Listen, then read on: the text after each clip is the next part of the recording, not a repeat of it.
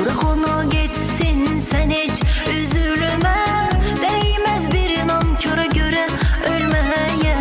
Bir gün pişman olup sana gelme isterse, yüzü olmayacak geri dönmeye. Sen bu kadar derinden üzülme, dur yüreğim. Gitme isteyen gider.